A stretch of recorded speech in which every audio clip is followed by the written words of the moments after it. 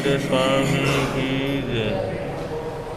परम घोर तपस्वी स्वामी श्री निहाल चंद जी महाराज साहब की जय। उत्तर भारतीय प्रवर्तक पूज्य गुरुदेव श्री शांति स्वरूप जी महाराज साहब की जय। तपस्वी रत्न पूज्य गुरुदेव राज ऋषि श्री सुमति प्रकाश जी महाराज साहब की जय।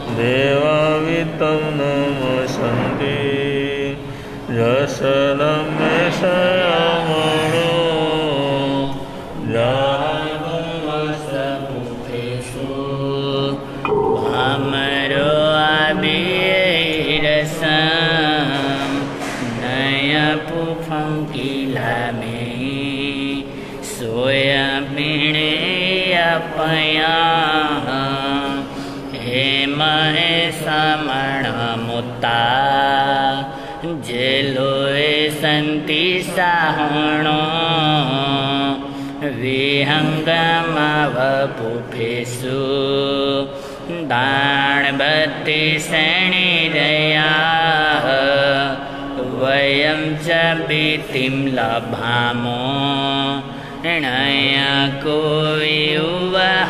मयि आहगणे सूर्यन्ते पुबे शुभमरजा महुगर समबुद्धा जे भवन्ति अनिशियाः नाणपिण्डरयादन्ता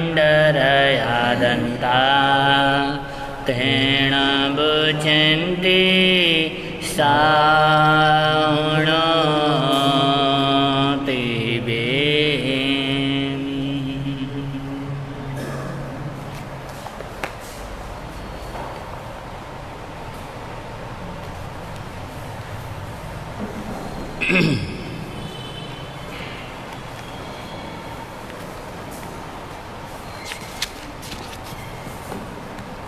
पर्वधिराज महापर्व पर्युषण का आज अंतिम दिवस, जिसको हम महापर्व संवत्सरी के नाम से जानते हैं, समापना पर्व। अब तक हमने 8वें वर्ग के 7 अध्ययन समाप्त किए। आज 8वां अध्ययन अंतकृत दशांग सूत्र का। नमोत्थुणं समणस्य भगवो महावीरस्य। गुरुदेव के चरणों में वंदन नमन अभिनंदन बारंबार स्वीकार हूँ। 8वें वर्ग का 8वां अध्ययन। एवं रामकर्णाभिनवरं भद्रोत्तर परिमं उव संपज्जित्ताणं विहराहि तंजहा द्वालसमं करे करिता सब काम गुणियं पारि पारिता 14 समं करे करिता सब काम गुणियं पारि पारिता 16 समं करे करिता सब काम गुणियं पारि पारिता 18 समं करे करिता सब काम गुणियं पारि पारिता 20 समं करे करिता सब काम गुणियं पारि पड़मलया 16 समं करे करिता सब काम गुणियं पारि पारिता 18 समं करे करिता सब काम गुणियं पारि पारिता विषयमं करी करिता सब काम गुणियम पारि पारिता द्वालसमं करी करिता सब काम गुणियम पारि पारिता चौदसमं करी करिता सब काम गुणियम पारि पारिता बियलया विषयमं करी करिता सब काम गुणियम पारि पारिता द्वालसमं करी करिता सब काम गुणियम पारि पारिता चौदसमं करी करिता सब काम गुणियम पारि पारिता सोलसमं करी करिता सब काम गुणियम पारि पारिता 18समं करी करिता सब काम गुणियम पारि पारिता तय्यालया 14समं करी करिता सब काम गुणियम पारि पारिता 16समं करी करिता सब काम गुणियम पारि पारिता 18समं करी करिता सब काम गुणियम पारि पारिता 20मं करी करिता सब काम गुणियम पारि पारिता 12समं करी करिता सब काम गुणियम पारि पारिता चौथी लया 18समं करी करिता सब काम गुणियम पारि पारिता 20मं करी करिता सब काम गुणियम पारि पारिता 12समं करी करिता सब काम गुणियम पारि पारिता 14समं करी करिता सब काम गुणियम पारि पारिता 16समं करी करिता सब काम गुणियम पारि पारिता पंचमी लया एकाए कालो छम्मासा बीसाय दिवसा चहुन्नम दो विवारिसा 2 मासा विषम्य दिवसा शेषम तहेव जहा काली जाव सिद्धा। नवाध्ययन एवं पीयूषेण कहा विनवरम मुत्तावलिम तवकमम उव संपज्जिताणम बिहरहि तंजः चौथम करी करिता सब काम गुणियम पारि पारिता छठम करी करिता सब काम गुणियम पारि पारिता चौथम करी करिता सब काम गुणियम पारि पारिता 8मं करी करिता सब काम गुणियम पारि पारिता चौथम करी करिता सब काम गुणियम पारि पारिता 10मं करी करिता सब काम गुणियम पारि पारिता चौथमं करी करिता सब काम गुणियम पारि पारिता 12समं करी करिता सब काम गुणियम पारि पारिता चौथमं करी करिता सब काम गुणियम पारि पारिता 14समं करी करिता सब काम गुणियम पारि पारिता चौथमं करी करिता सब काम गुणियम पारि पारिता 16समं करी करिता सब काम गुणियम पारि पारिता चौथम करी करिता सब काम गुणियम पारि पारिता 18समं करी करिता सब काम गुणियम पारि पारिता चौथमं करी करिता सब काम गुणियम पारि पारिता 20मं करी करिता सब काम गुणियम पारि पारिता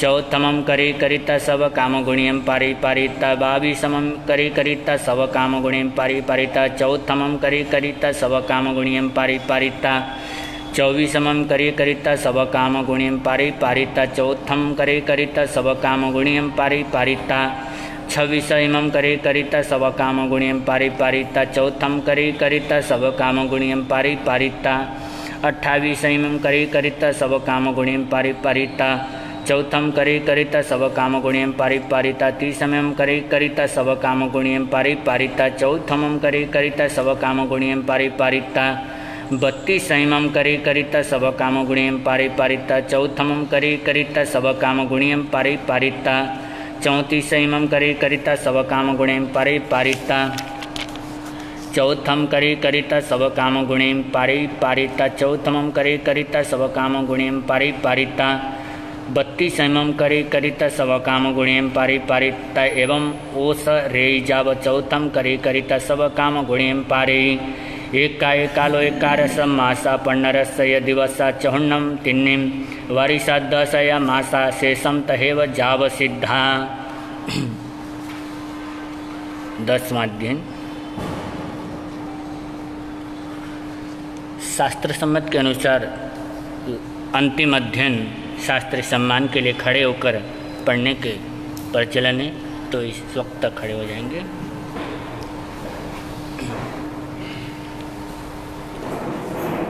एवं महासेन कण्णाविनवरम आयम्बिलं बड्डमाणं तवो कम्मम उव संपज्जिताणं बिहरहि तंजः आयम्बिलं करी करिता चौथम करी करिता बे आयम्बिलं करी करिता चौथम करी करिता तिन्नी आयम्बिलं करी करिता चौथम करी करिता चत्तारि आयम्बिलायं करी करिता चौथम करी करिता पंच आयम्बिलायं करी करिता चौथम करी करिता 6 आयम्बिलायं करी करिता चौथम करी करिता एको तरियाय वुड्ढि आयम्बिलायं पढ़न्ति चौथ तरियायं जाव आयम्बिलयस करी करिता चौथम करी तैणं सा महासेणकन्ना अज्जा आयम्बिल बड्ढमाणं तवोकम्मं 14 वासेहिं तिह्य मासेहिं विषय्य अहोरत्तिहिम आसुतं जाव सम्मं कायणं फासे इजाव आराहिता जेणेव अज्ज चंदना अज्ज तेणेव वगच्छैव गच्छिता अज्ज चंदनम अज्जम बंदै नमं सै बंदिता नमं सिता बहुम चौथेम जाव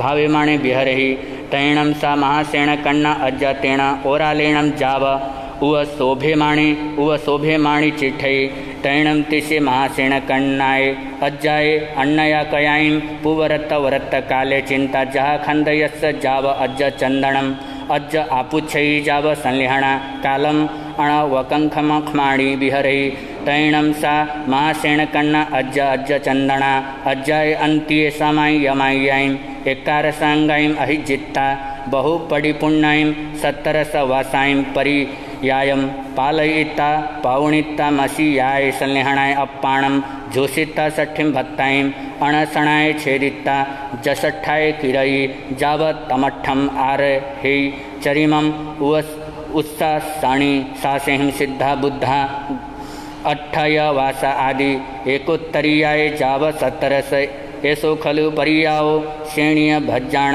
नायब्बो इति दशजणं समत्तम एवं खलु जम्मू समणेनं भगवया महावीरणम् आयगरेणं जाव संपत्तेणम् अट्ठमस्य अंगस्य अंतगढ़ दशाणम् अयमठ्ठे पन्नत्ते तिवेमि अंतगढ़ दशाणम् अंगस्य एगो स्वीयखंदो अट्ठवग्गा अट्ठेषु चैव दिवसेषु उद्दिशिज्यन्ति तथा पढ़ द्वितीयवग्गे 10 उद्देशगा तृतीयवग्गे 13 उद्देशगा चौथा पंचम वग्गे 10 उद्देशगा छठ वग्गे 16 उद्देशगा सप्तम वग्गे 13 उद्देशगा अठमम वग्गे 10 उद्देशगा शेषम जहा नाय धम्म कहाणम अंतगढ़ दशाणम सुत्तम समत्तम श्री आगमेति विहे पणते तंजहा सुत्तागमे अत्थागमे तदुभयगमे ऐसे श्री ज्ञान के विषय में जो के अतिचार लगा हो तो मैं आलूँ जम वैद्यम बच्चा मेलियम हिणक्षरम अचक्षरम पयहिणम बेण यहीणम जोगहीणम घोषहीणम सुटुडिन्नम डुटो परिक्षम काले कहो सज्जाओ काले न कहो सज्जाओ असज्जाइए सज्जाइयम सज्जाइए न सज्जाइयम भणता गुणता विचारता ज्ञान और ज्ञानवंत पुरुषों की कोई अविन्यासा तना की हो तो बारंबार तस्मिच्छामि दुक्कडम बारंबार तस्मिच्छामि दुक्कडम बारंबार तस्मिच्छामि दुक्कडम।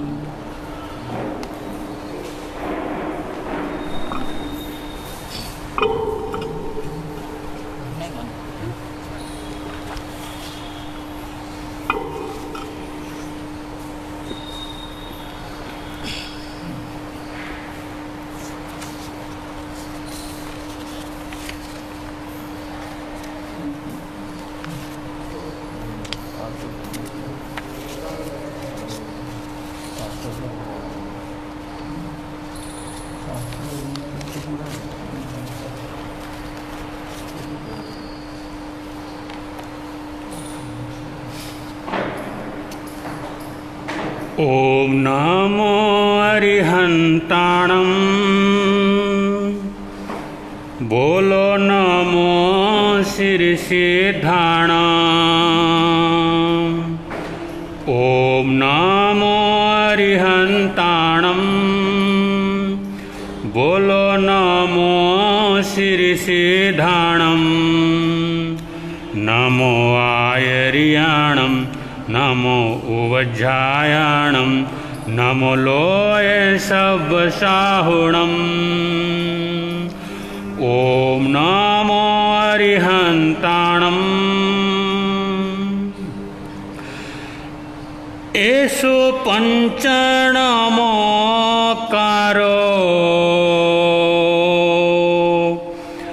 सब पावपनाशनो एषो पंचनमोकारो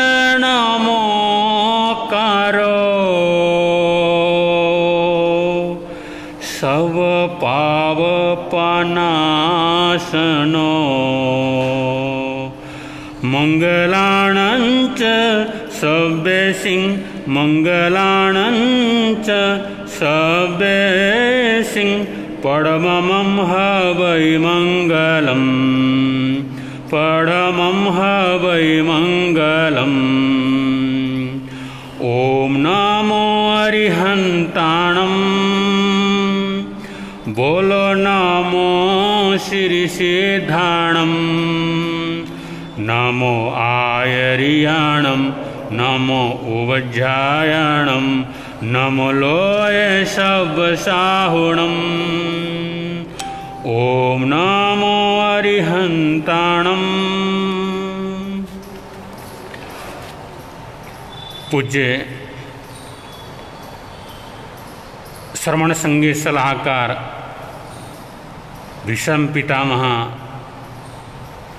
पूज्य गुरुदेव श्री सुमति प्रकाश जी महाराज साहब, नेपाल हिंद गौरव वाचनाचार्य डॉक्टर पूज्य गुरुदेव श्री विशाल मुनि जी महाराज साहब, उपप्रवर्तक पूज्य श्री अभिषेक मुनि जी महाराज साहब के पावन चरणों में वंदना करने के पश्चात आज हमारे जैन धर्म का सर्वश्रेष्ठ महान पर्व संवत्सरी पर्व पर आप सभी को बहुत बहुत बधाई एवं शुभकामनाएं, मंगल कामना देते हुए कहते हैं, नवकार जैसा मंत्र नहीं, नवकार जैसा मंत्र नहीं, महावीर जैसा देव नहीं, अहिंसा जैसा धर्म नहीं, अहिंसा जैसा धर्म नहीं, परुषण जैसा पर्व नहीं, संवत्सरी जैसा पर्व नहीं। कहते हैं, उत्तम अवसर आ गया, मन हो जा तैयार। उत्तम अवसर आ गया, मन हो जा तैयार। कसाय की मंदता, कर कसाय की मंदता, पहन क्षमा का हार, पहन क्षमा का हार। क्षमा उन फूलों के समान हैं जो पैरों से कुचल जाने पर भी खुशबू देना नहीं भूलते हैं।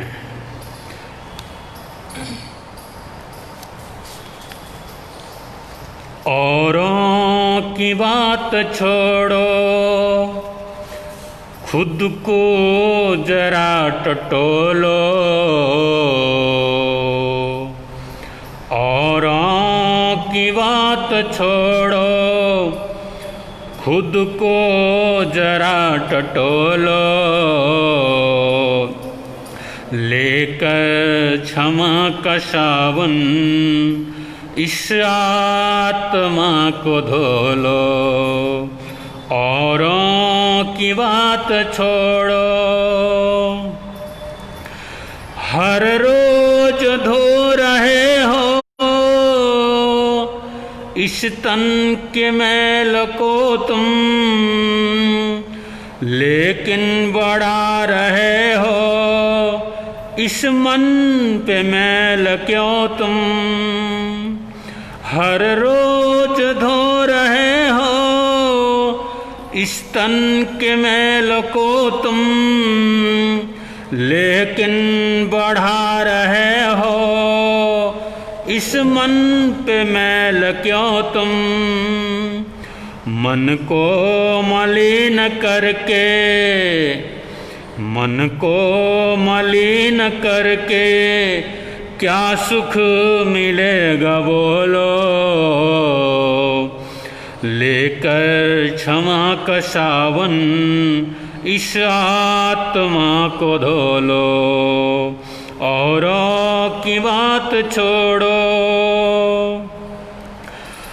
आपस में दोस्तों से मांग ली क्षमा तो क्या है।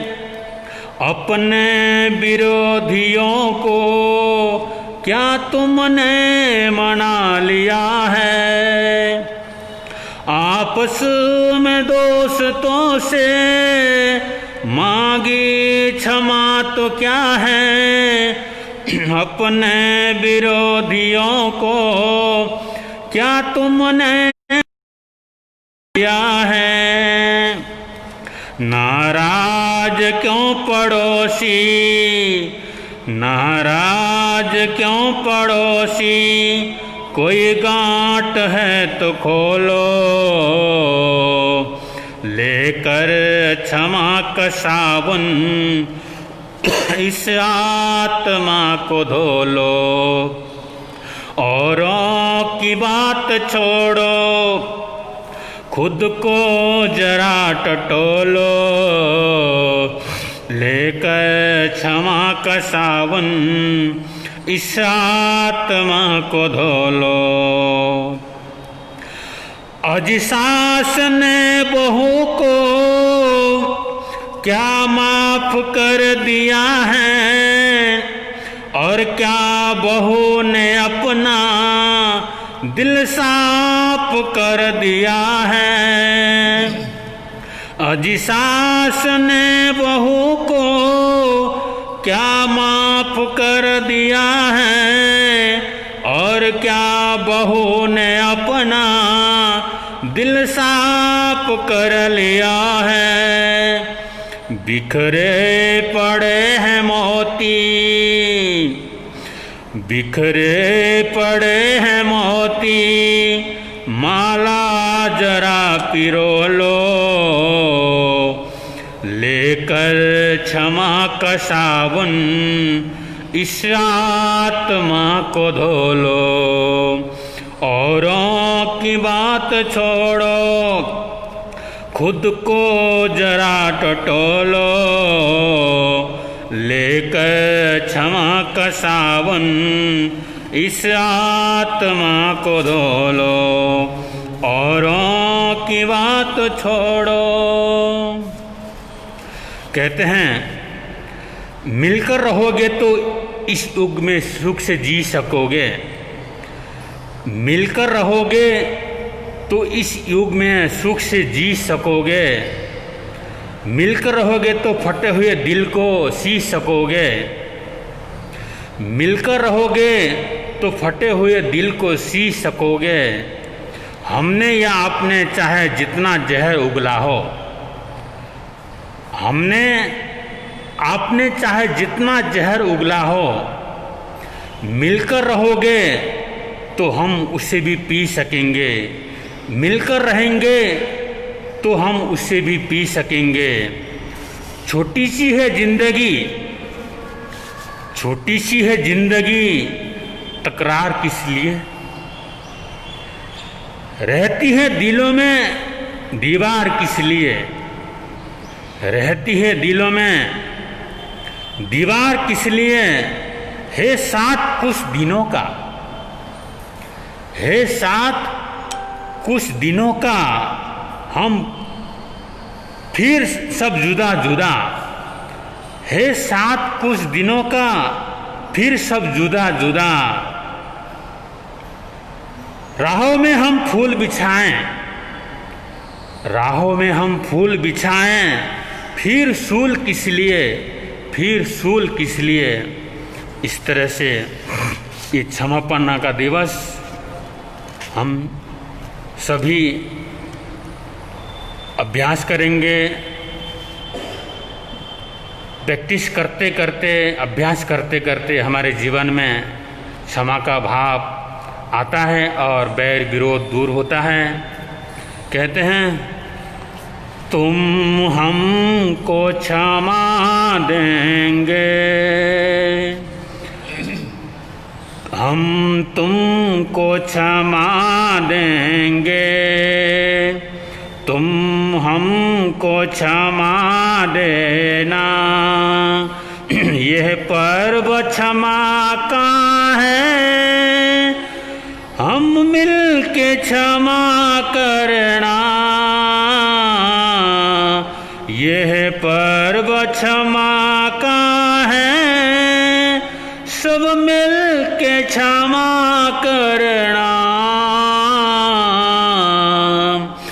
हम तुमको क्षमा देंगे, तुम हमको क्षमा देना।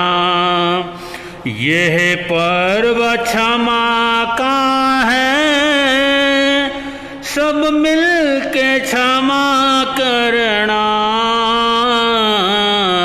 हम क्षमा देंगे। भगवान का कहना है मत जीव सताओ तुम। भगवान का कहना है मत जीव सताओ तुम। इससे भी बढ़कर है कोई दिल न दुखाओ तुम। इससे भी बढ़कर है कोई दिल न दुखाओ तुम। कटु वचन कहा किसी को आज मांग क्षमा लेना। कटु वचन कहा किसी को आज मांग क्षमा लेना।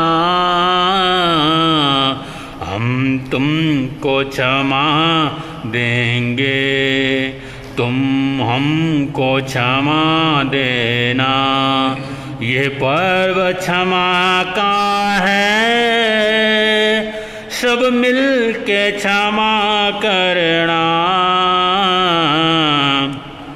हम तुमको क्षमा देंगे, तुम हमको क्षमा देना। यह पर्व क्षमा का है, सब मिल के क्षमा करना। हम तुमको क्षमा देंगे। बोले भगवान महावीर स्वामी की।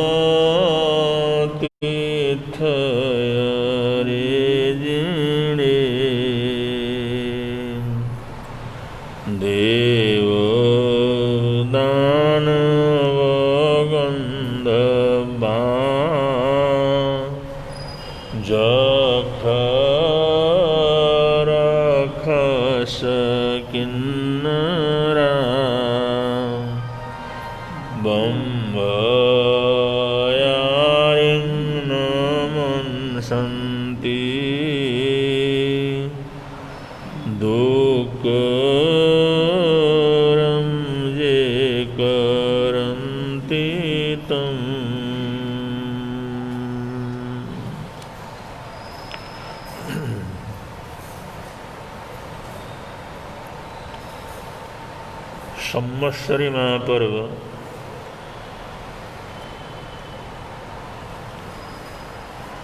संवत्सरी का दिवस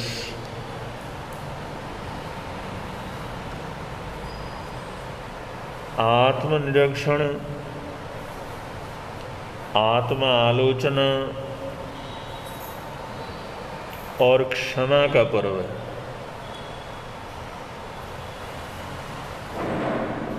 आज का विषय क्षमा करना, क्षमाशीलता। भगवान महावीर स्वामी को क्षमा श्रवण कह करके भी पुकारा जाता है। एक विशिष्ट नाम है उनका, जैसे वर्धमान के नाम से जाना जाता है, महावीर के नाम से जाना जाता है। ऐसे बहुत से शास्त्रों में, बहुत से ग्रंथों में उनको क्षमा श्रवण कह करके पुकारा जाता है। क्षमा श्रवण, जो क्षमा के अवतार थे,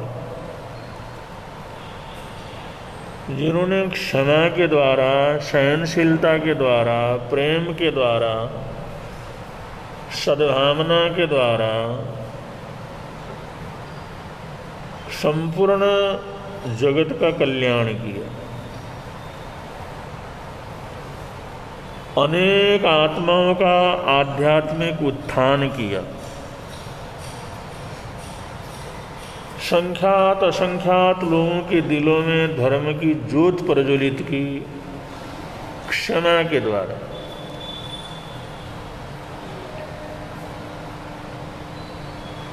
तो क्षमा के द्वारा भगवान महावीर स्वामी ने जितनी बड़ी क्रांति की, ऐसी क्रांति बड़े से बड़े सेना वाले, हथियार वाले, फौज वाले, महाबल और क्रोध वाले ऐसे किसी भी दूसरे व्यक्ति ने इतनी धर्म की प्रभावना और ऐसे संसार का उत्थान नहीं किया जैसा कि जितना कि श्रवण भगवान महावीर स्वामी ने क्षमा से किया। वैसे लोगों का ये सोच रहता है कि क्रोध के बिना हम किसी को कंट्रोल नहीं कर सकते, धमकाए बिना किसी को सुधार नहीं सकते, चिल्लाए बिना दूसरे को कुछ सुना नहीं सकते, मार धाड़ किए बिना किसी को बस में नहीं कर सकते। ऐसा लोगों का सोच रहता है, इसलिए तो इसी का प्रयोग करते रहते, लड़ते रहते, धमकाते रहते, चिल्लाते रहते, हाथापाई करते रहते, मारपीट करते रहते हैं। दुनिया के अंदर चारों तरफ ऐसा ही तो है। लेकिन इससे कोई जीवन के अंदर जो परिवर्तन घटित होता हो, ऐसा नहीं होता।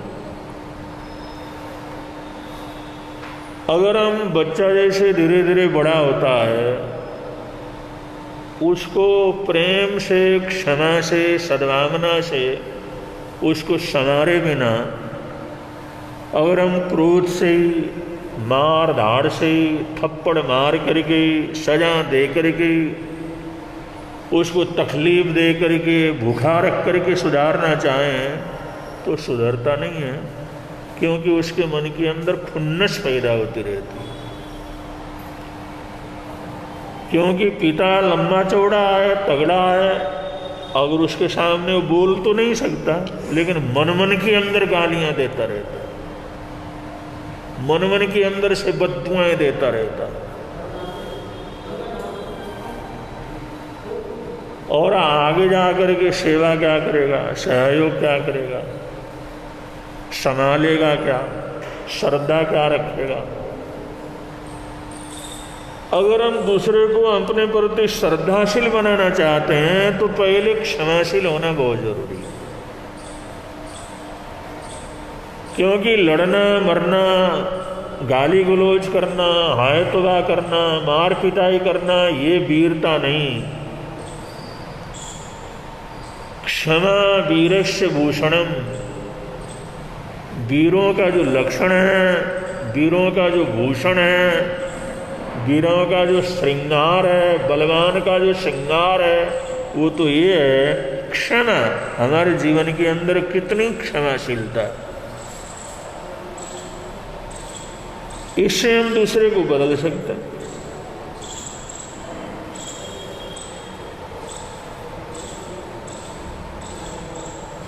तो इसलिए श्रवण भगवान महावीर स्वामी ने बचपन से लेकर के जब तक निर्माण नहीं हुआ तब तक, चाहे साधना काल में थे, चाहे बचपन में थे, चाहे वैवाहिक जीवन से पहले थे या बाद में थे, या साधना काल में थे, केवल ज्ञान केवल दर्शन होने के बाद की बात बिल्कुल देखो, हर जगह उन्होंने क्षमाशीलता का, प्रेम का, सद्भावना का प्रयोग किया। और इस प्रेम से, क्षमाशीलता से उन्होंने बड़े से बड़े राक्षसों को, बड़े से बड़े हत्यारों को, बड़े से बड़े क्रूर पशुओं को, जहरीले जंतुओं को बदल करके उनके जीवन को अच्छा बनाया।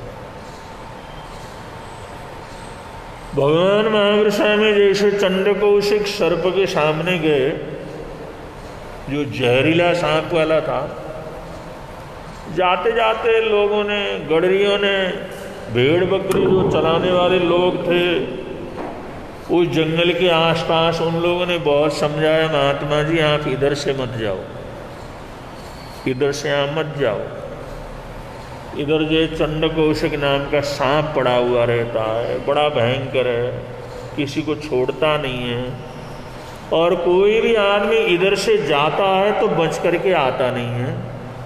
इसलिए हमारी विनती है, आप दूसरा रास्ता हम बतला देते हैं, उधर से जाओ, इस रास्ते से नहीं जाना। तो प्रभु परमात्मा दो चार शब्द, दो चार वाक्य ऐसा कभी हो तो बोलते थे, ज़्यादा लंबा चौड़ा बोलना चलना तो उनका था नहीं। उन्हें कहा भाई ये छोटा रास्ता है, अमुक जगह मैंने जाना है और मैं जा रहा हूँ। उन्होंने कहा वो तो ठीक है आप जा रहे हैं, लेकिन बीच में इतना भयंकर सांप है, इतना भयंकर सांप है, इतना जहरीला है, वो आपको छोड़ेगा नहीं।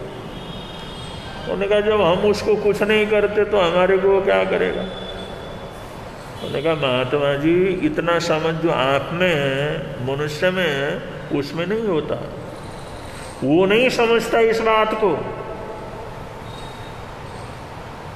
भगवान महावीर स्वामी अब वो भोले भाले अनपढ़ जो आदिवासी लोग हैं, जंगलों के अंदर रहने वाले हैं, उनको किस तरह समझाते। उन्होंने कहा भाई हम लोग साधु हैं, हम लोग किसी का बुरा नहीं करते तो हमारा बुरा क्यों करेगा वो। उन्होंने कहा महात्मा जी उसको क्या पता कौन साधु है कौन बेसाधु है, वो सांप को क्या पता है साधु है बेसाधु।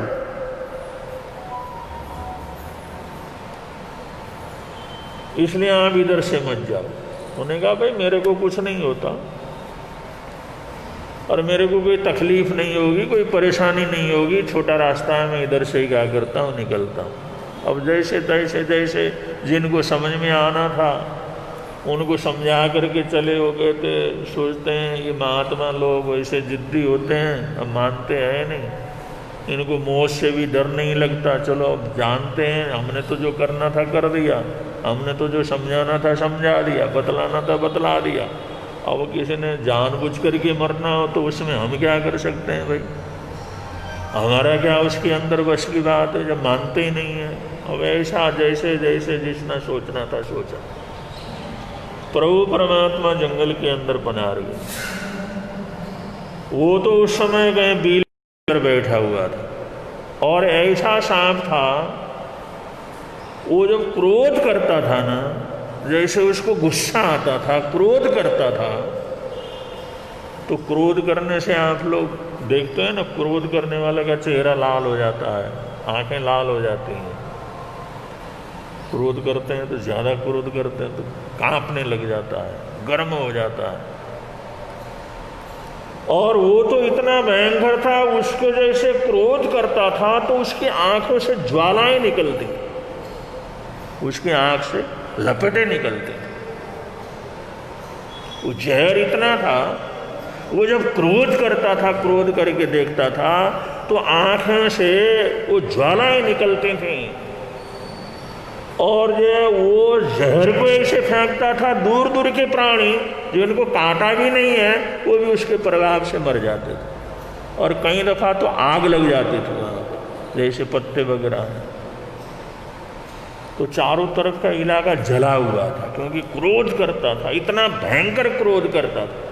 वो क्रोध करने से आंखों से ज्वाला निकलती थी और वो ज्वाला से जंगल के अंदर आग लग जाती थी। कितना क्रोधी होगा।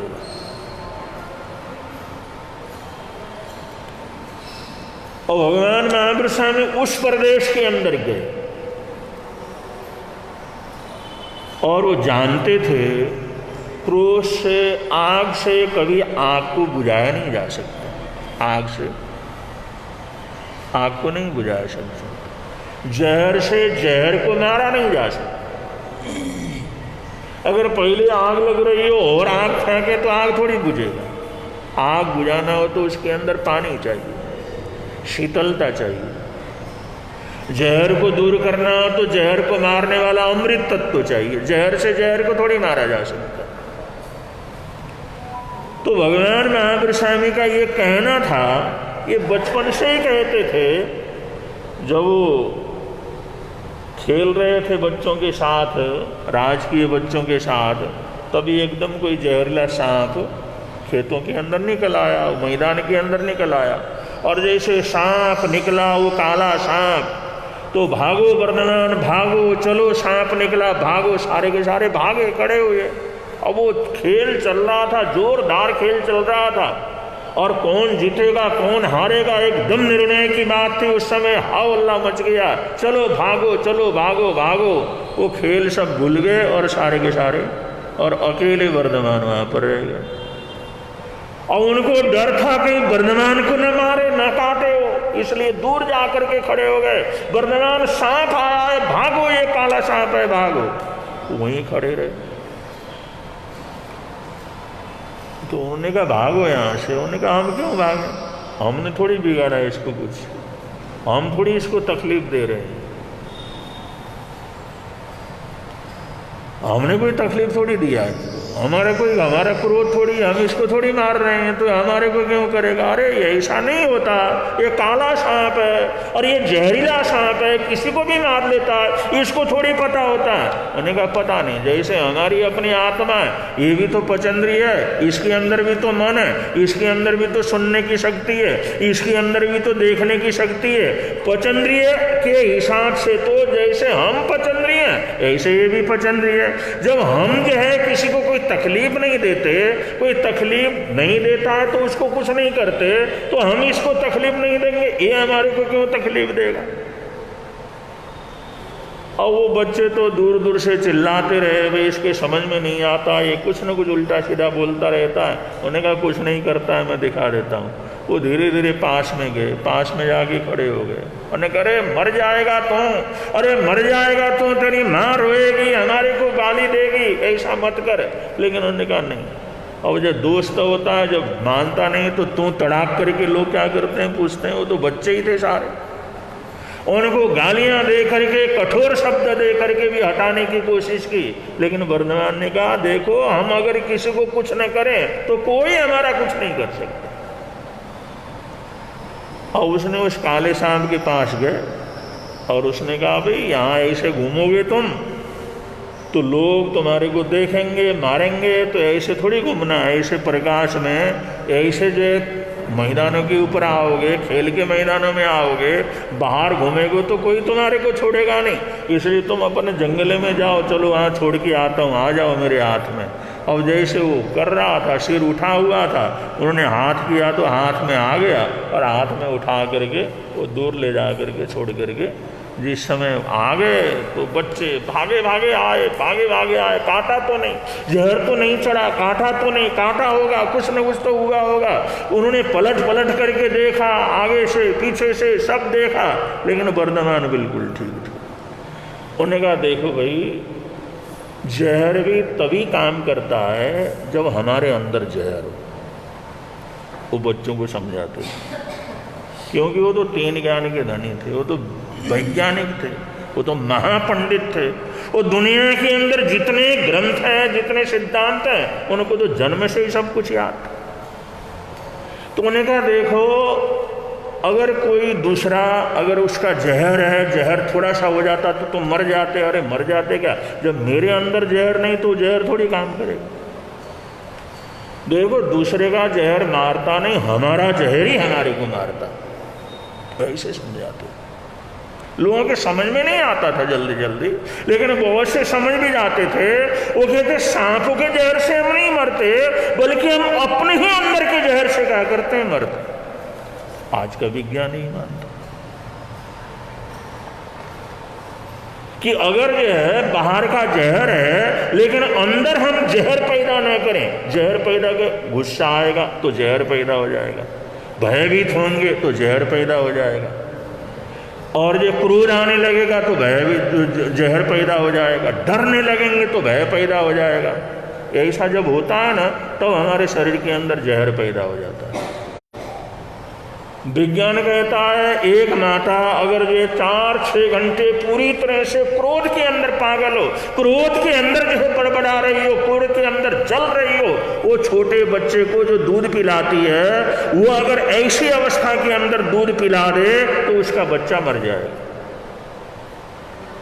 क्योंकि वो क्रोध करते करते उसका दूध जो अमृत है वो भी जहर का कर जाएगा, बन जाएगा। ये तो वैज्ञानिक परीक्षण है। वैसे अगर जो है बच्चों को दूध पिलाने वाली माँ अगर वो इतना क्रोध करे, सारा शरीर उसका क्रोध से जलता रहे, तो उसका खून, उसका दूध सब इतना क्रोधित हो जाता है, इतना जहरीला हो जाता है। वो छोटे से नन्हे से बच्चे को अगर अपना तन पान कराती है तो पूरा जहर भर जाएगा, और उस जहर से बहुत से बच्चे तो क्या करते हैं, मर भी जाते हैं, खत्म हो जाते हैं। तो प्रभु परमात्मा कहते थे वो हमारे अंदर जहर हो तभी बाहर का जहर जो क्या करता है, काम करता है। हमारे अंदर जहर हो ही नहीं तो कैसे काम करे? कि हमारा जहर हमारे को मारता है, कोई पशु का जहर नहीं मारता, हमारा जहर हमारे को मारता है। अब ये भगवान महावीर स्वामी का जो संदेश है वो शुरू से ही वैज्ञानिक संदेश है।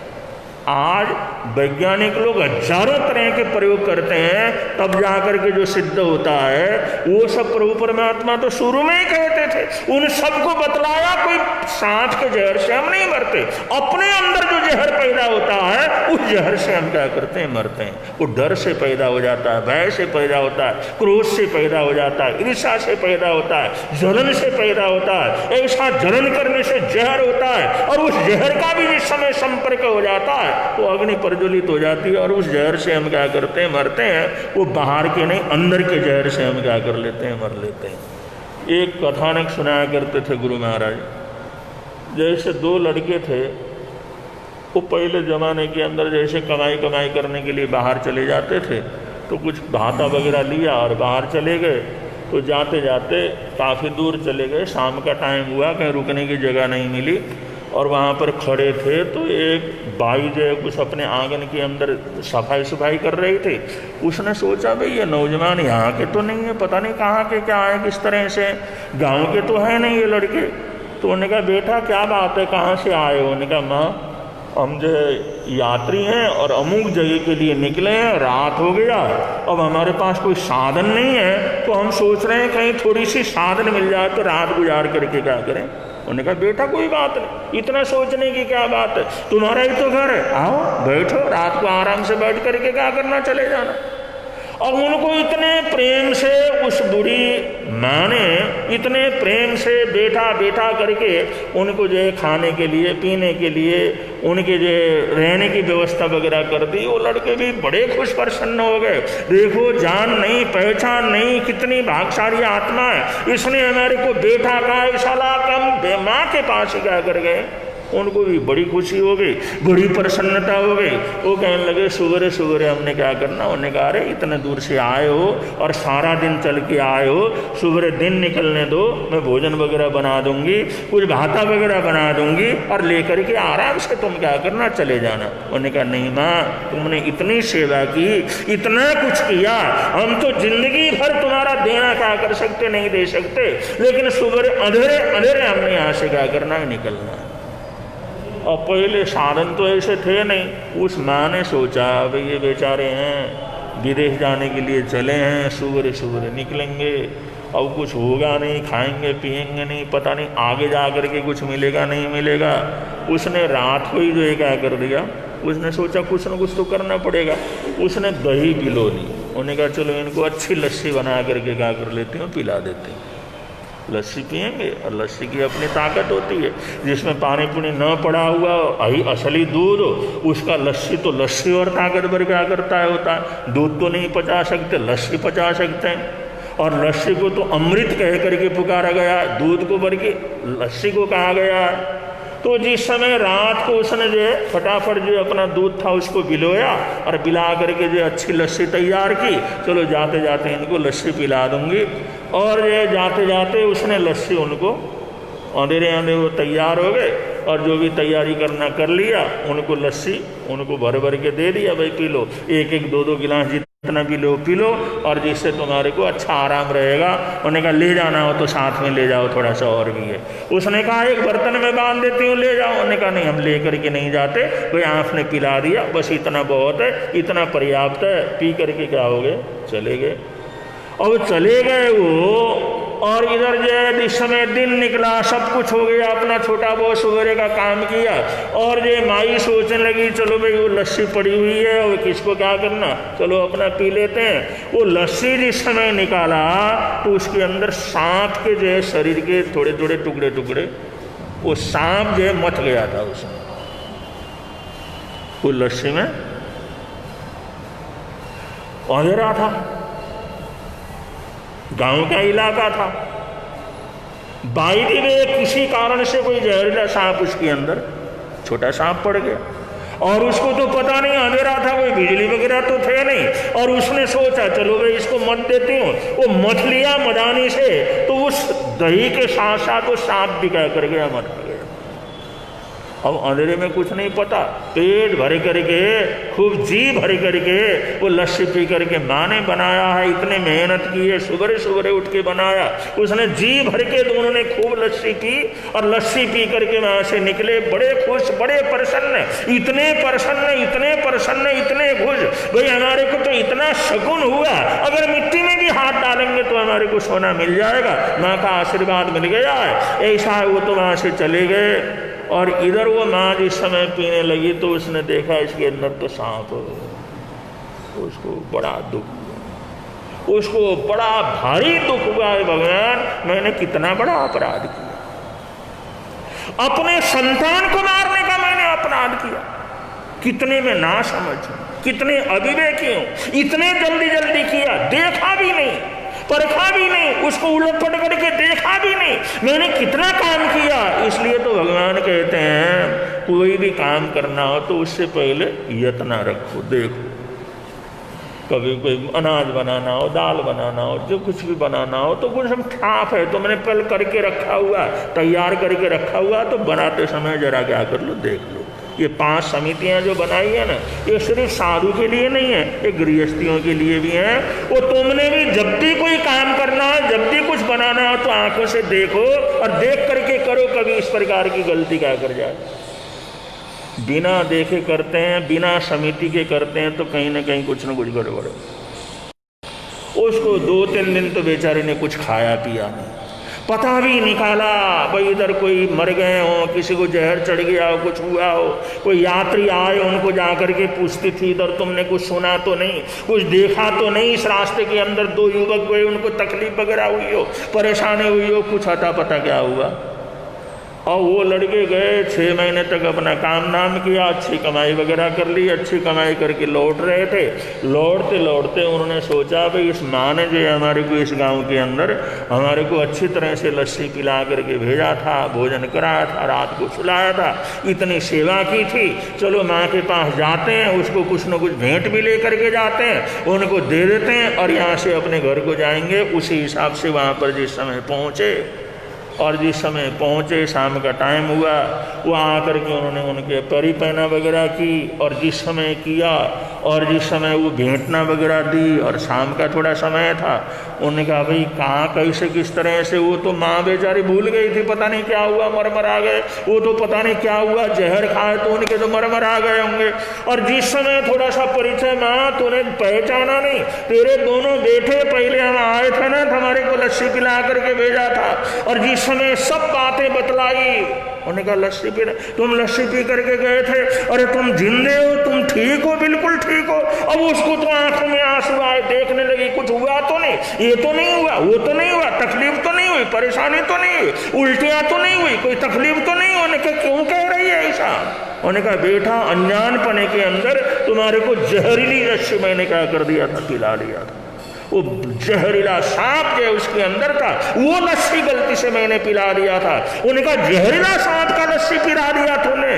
वो ऐसे डर गए, ऐसे डर गए, ऐसे भयभीत हो गए, वो सारा शरीर उनका जो है नीला पड़ गया और सुबह तो उनके प्राणांत क्या कर गए। भगवान महावीर स्वामी कहते हैं सांप के जहर से इंसान मरता नहीं, अपने जहर से मरता।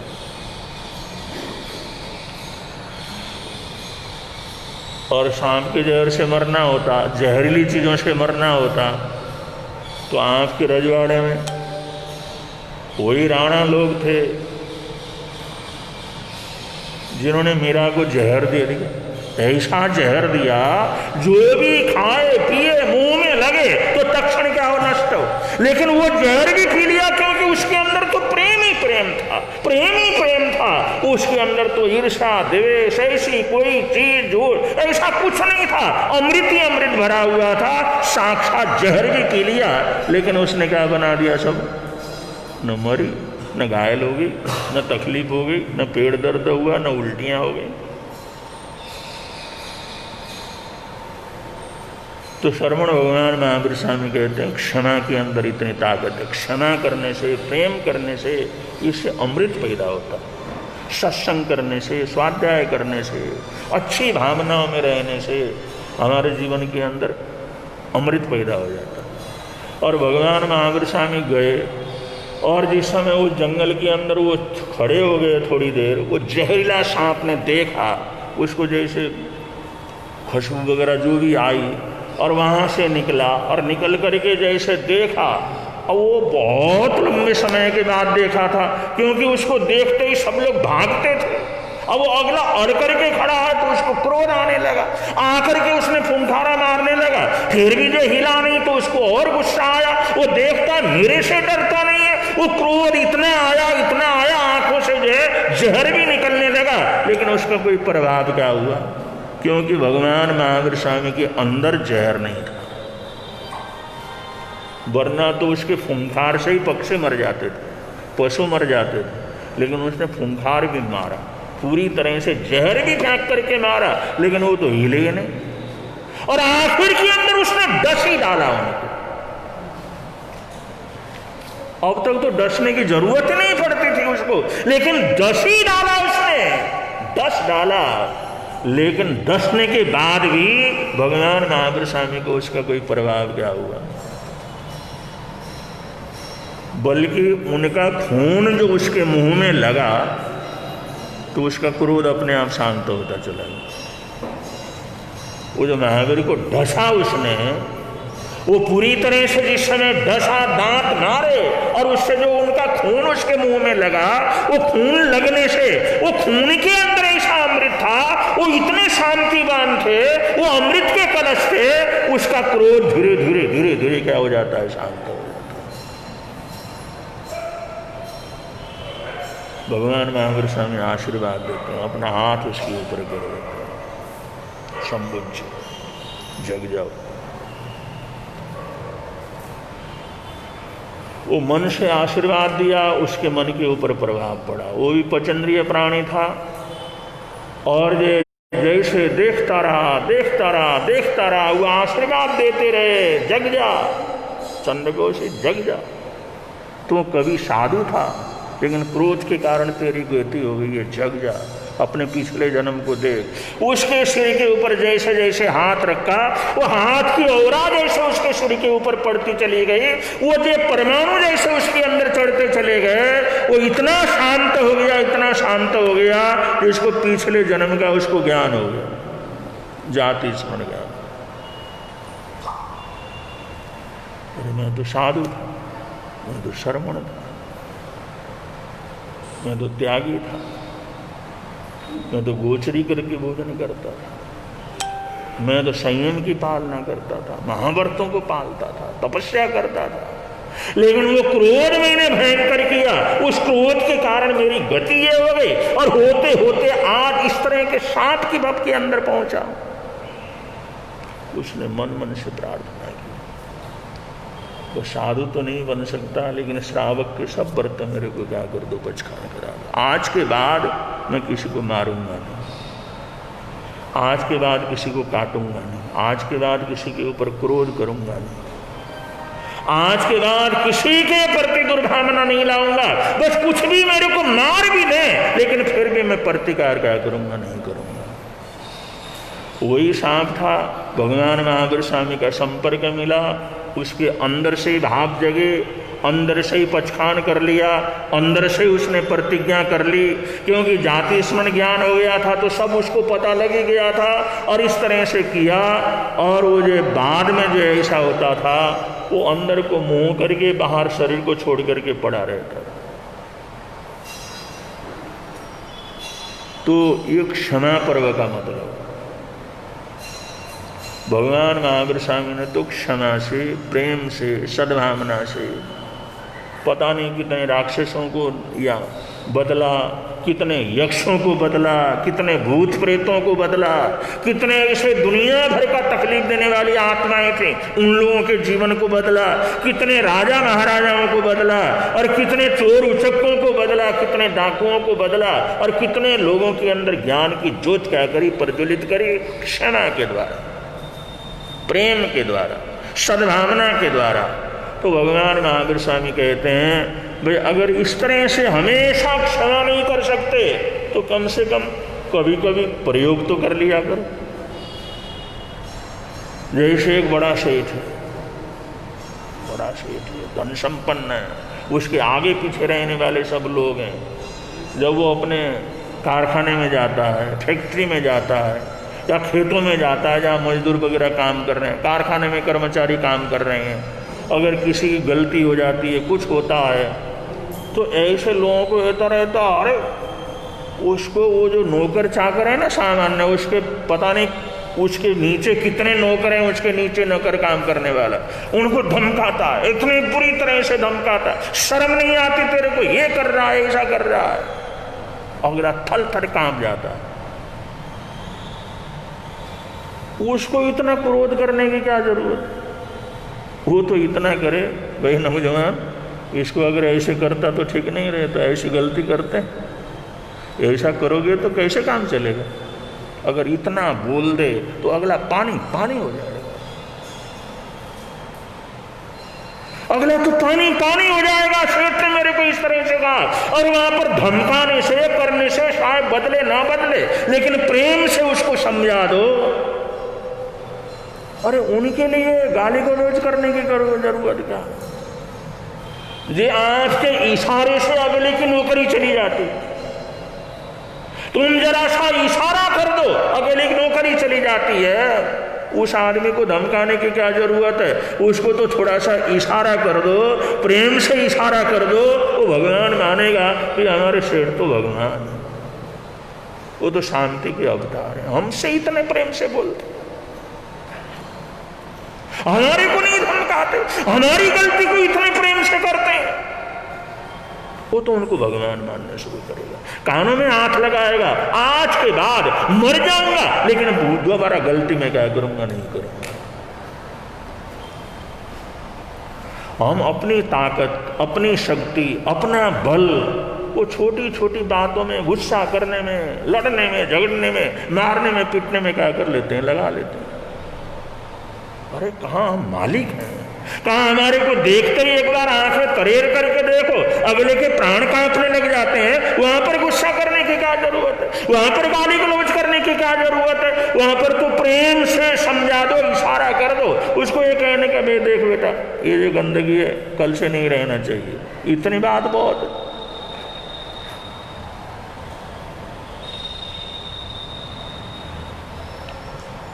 बंधु जो काम शांति से हो सकता है उसके लिए गुस्सा करने की क्या जरूरत है, उसके लिए गाली गलौज करने की क्या जरूरत है, उसके लिए हाय तो मैं मचाने की क्या जरूरत है, उसके लिए इतना चिल्लाने की क्या जरूरत है। कभी कभी हम प्रेम का प्रयोग करके भी देखें, क्षमा का प्रयोग करके भी देखें।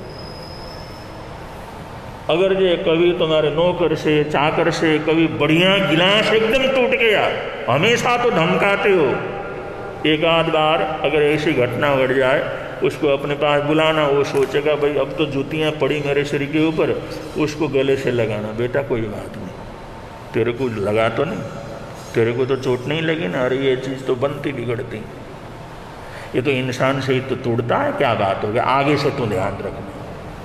देखो उसके जीवन में कितना परिवर्तन आ जाता है, और उसको रोने लगेगा कि साहब मेरे से बहुत बड़ी गलती हो गया। नहीं, बड़ी गलती क्या होती है, हमारे से भी हो जाती, इंसान से ही वही गलती है, लेकिन गलती से सीखना है, आगे से ध्यान रखना।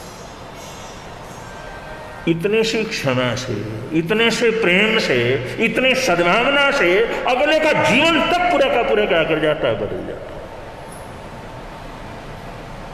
अब ऐसी गलती होती है तो हाय तोबा, मार कुट, गाली गलौज तो करते रहते, उससे करने से कोई आने वाली चीज़ तो है नहीं, टूटने वाली तो टूट ही गई, खत्म होने वाली तो खत्म हो गई, लेकिन हम दूसरे की भावना को भी तोड़ देते हैं, दूसरे की इंसानियत को भी तोड़ देते हैं, उसके अंदर जो अच्छापन है उसको भी तोड़ देते हैं, और हमारे अंदर नफरत पैदा हो जाता है। और हमारे से गलती तो हुई थी, इतना मारने की क्या जरूरत थी, इतना गाली गलौज करने की क्या जरूरत थी, हमारी गलती तो थी। अगला फिर जो वो एहसान नहीं मानता, अगला सोचता है कि इसका नाश हो जाए, इसका बर्बाद हो जाए, इसका कुछ हो जाए, ऐसी भावना उसके मन से पैदा हो जाती है।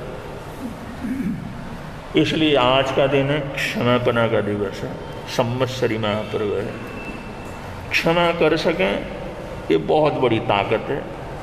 क्रोध करना, गुस्सा करना, गाली गलौज करना, लड़ाई झगड़ा करना, ये वीरता नहीं है, ये बहादुरता नहीं है। ताकत होते हुए भी, बलशाली होते हुए भी क्षमा करना, हमारे से कमज़ोर है तो उसको क्षमा करना, ये बहुत बड़ी वीरता क्या करती होती है। इसको जैन धर्म कहते हैं, इसको जैन साधना कहते हैं। तो ऐसी साधनाओं को अगर जीवन के अंदर कभी कभी प्रयोग करके देखें तो हमारी श्रद्धा हो जाती है, विश्वास हो जाता है, सम्यक बोध होता है, तो हम उसको जिंदगी भर भी क्या कर सकते हैं, फॉलो कर सकते हैं। ऐसे ऐसे बहुत श्रावक श्राविकाएँ हैं जो घर में रहते हैं, परिवार में रहते हैं, काम धंधे में रहते हैं, सैकड़ों नौकर चाकरों के बीच में रहते हैं, गुस्सा नहीं करते।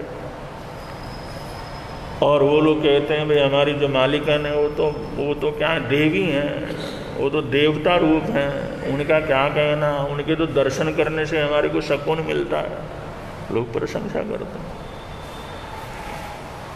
आज संवत्सरी महापर्व है, आराध्य गुरुदेव पधारे, अभिषेक मुनि जी गुरुदेव को लेकर के पधारे, और आज अपना आशीर्वाद देने के लिए इस बड़े महापर्व दिवस पर गुरुदेव का पदार्पण हुआ है। ये हम सब का सौभाग्य है, हम सब की पुण्यवानी है। अशक्तता के बावजूद, कमजोरी के बावजूद गुरुदेव ऊपर से यहाँ नीचे उतरे। मेरी तो थी भाई, इतना क्या उतरना चढ़ना, गुरुदेव के पास खुद ही चले जाएंगे सब। गुरुदेव ने कृपा की, उनकी कृपा ऐसा हमेशा बनी रहे, ऐसी मंगल कामनाएं करते हैं। और देखते देखते पोषण भी आ गए और पोषण भी खत्म हो गए। और कल तो पारना है, घर बैठ के आराम से पारना करना, क्योंकि कल तो कर्फ्यू है ना, कल तो रविवार है। हाँ हाँ, और वो लॉकडाउन कर्फ्यू जैसे ही रहता है आजकल। तो जिसकी तपस्या वगैरह हो, कल पारना वगैरह आराम से करें,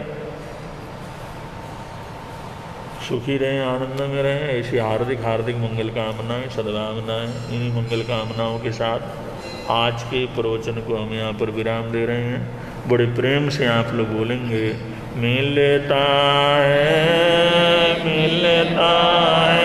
आनंद प्रभु की वाणी से, मिलता है आनंद प्रभु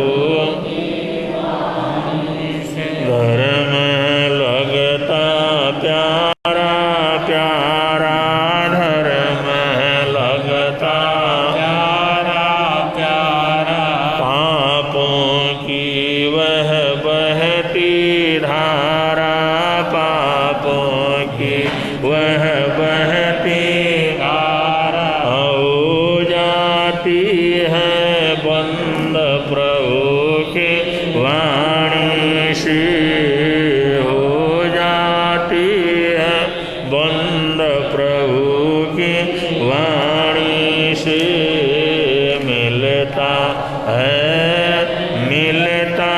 है आनंद प्रभु की वाणी से, मिलता है आनंद प्रभु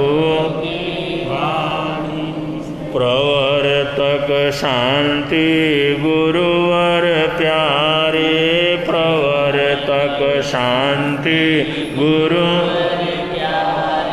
जीवन नैया के रखवारे, जीवन नैया के रख, जोड़ गए संबंध प्रभु की वाणी से, जोड़ गए संबंध प्रभु की वाणी से, मिलता है आनंद प्रभु की वाणी से, मिलता है आनंद प्रभु। आज सारा देश, सारी दुनिया कोरोना महामारी के चपेट में। पहले जो 3-4 महीने जो लॉकडाउन रहा, उसमें अपने लोग भी पूरी तरह से सावधान रहे। कहीं से भी ऐसी घटना, ऐसी सूचना नहीं आई भाई अपने परिवार से, अपने समाज से कोई व्यक्ति कोरोना की वजह से क्या हुआ हो, ख़त्म हुआ हो।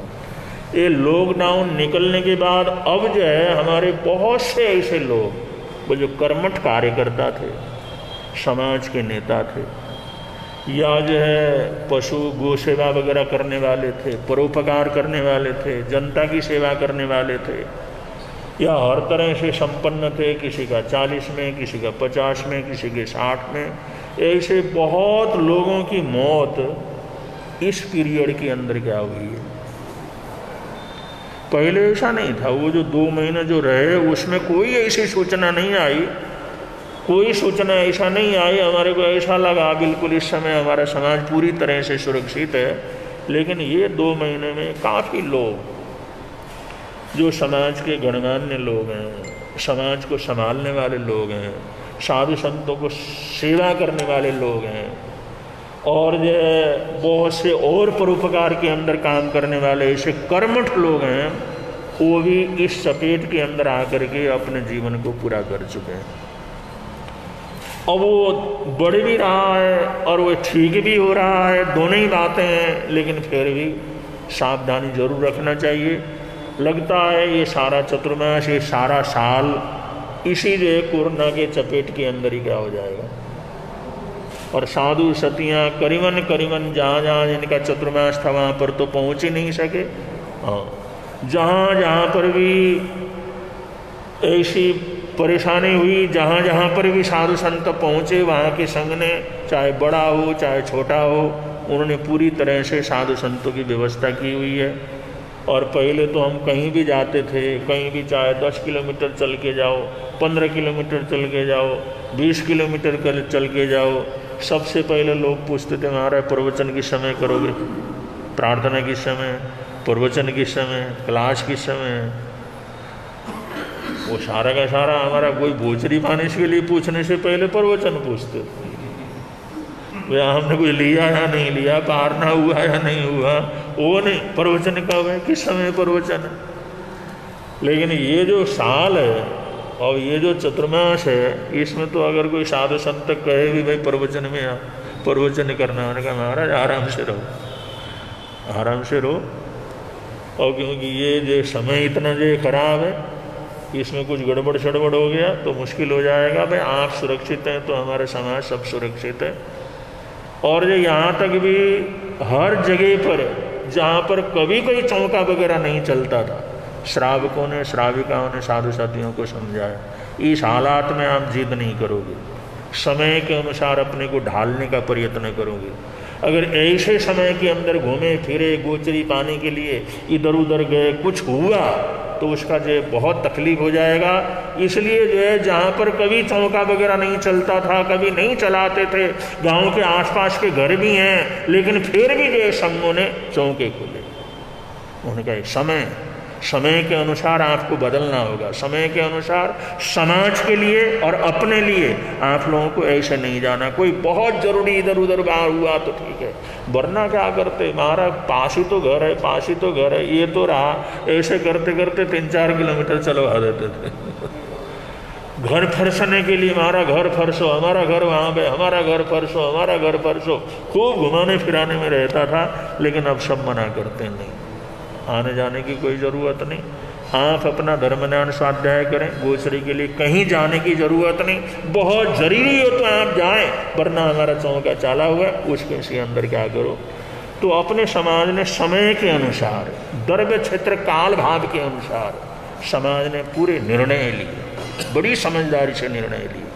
वरना ऐसा होता तो निंदा होती है, भाई चौके से लेते हैं, क्या करते हैं, गोचरी को जाते हैं, इस बात को लेकर के कितनी चर्चाएं होती हैं, लेकिन कोई कहीं पर किसी तरह की चर्चा नहीं। भाई समय है, परिस्थितियां हैं, द्रव्य क्षेत्र काल भाव है, और द्रव्य क्षेत्र काल भाव के अनुसार ही चलना, ये हम सबका भी क्या है। तो आप लोगों ने उस समय की परिस्थिति को समझा, और करीबन सारे देश के श्रावक श्राविकाओं ने, समाज ने इस बात को समझा। और इस पर से सबकी ये भावना है कि कोई साधु संतों को इस चपेट में ना आए, वो किसी तरह से बचाव उनका क्या करे हुए।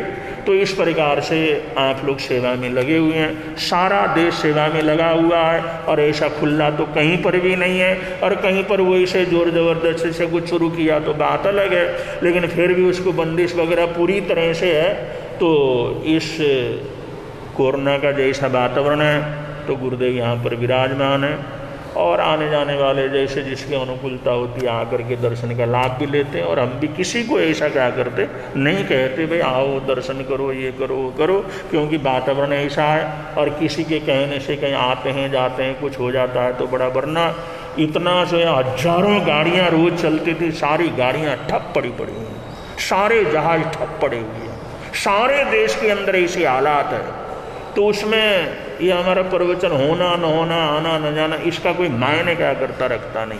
ये तो आप लोग घर बैठ कर के भी बड़े आराम से क्या कर सकते हैं, सुन सकते हैं। तो ऐसे अब जिस घर में मौत हो जाती है, जिस घर में बीमारी आ जाती है, जिस घर में नौजवान मौत हो जाती है, वहाँ तो बड़ी जिंदगी भर के लिए तकलीफ हो जाती है।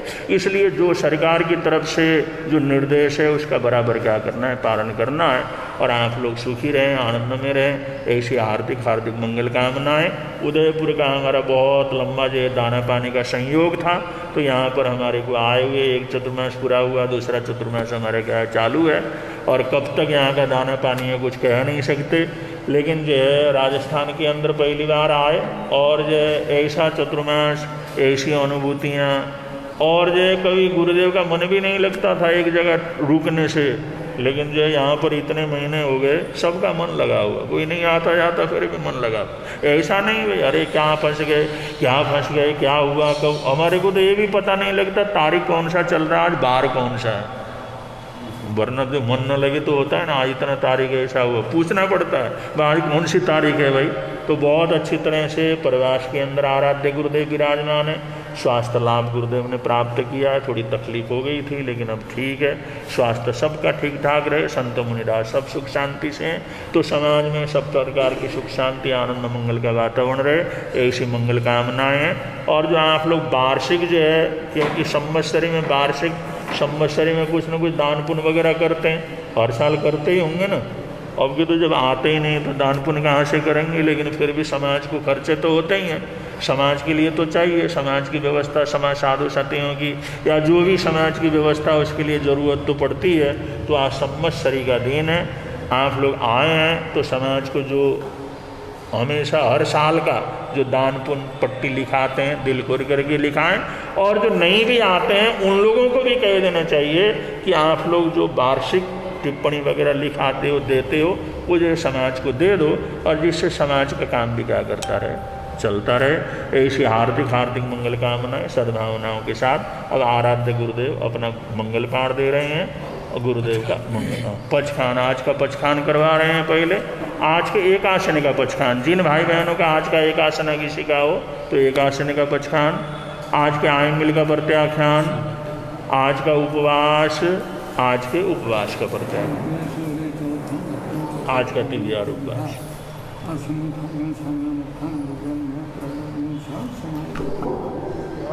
दूसरे तपस्या करने वालों को, उपवास करने वालों को आज के बेले का पचखान, अगर किसी का बेला हो, तेला हो, चोला हो तो सामूहिक रूप से सबका पचखान अब आराध्य गुरुदेव अपना आशीर्वाद मंगल पाठ के रूप में दे रहे हैं। चरिता भारवासं चकवटी में ही दियो, संते संति कर लुए पतो गई मनुतरं।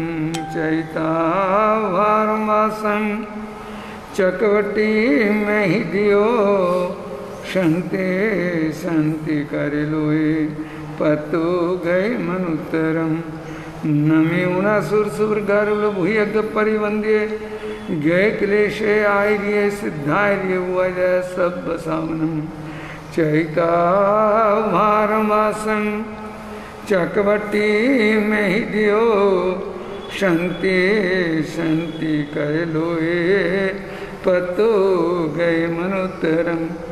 मंगलम भगवान वीरो, मंगलं गौतम गणी, मंगलं स्थूल भद्राद्या, जैन धर्मोस्तु मंगलम। सर्वमंगल मांगल्यं सर्वकल्याणकारिणं, प्रधानं सर्वधर्माणां, जैनं जयति शासनम्। मंगल से धमंगल साहु, मंगल ध्याये केवली का धर्म मंगल धार करते जाइए। अरिहंत उत्तम से धोतम साहो तम ध्याये, केवली का धर्म उत्तम धार कर तिर जाइए। चार मंगल चार उत्तम चार शरण पाइए। आत्मा से आप भी परमात्मा बन जाइए, परमात्मा बन जाइए, शीघ्र मोक्ष पद पाइए। परमपिता परमात्मा शरवण भगवान महावीर स्वामी की जय। अंगुष्ठे अमृत वशे लवनितरामन्नार, श्री गुरु गौतम सुमरिये मनवांछित फलदाता। भावे भावना भाइये, भावे दीजे दान, भावे धर्म आरानिये, भावे केवल ज्ञान, भावे पद निर। संघ की तरफ से कुछ सूचनाएं हैं और उसके बाद वंदना करेंगे। थोड़ी देर के लिए बैठ भी सकते हैं।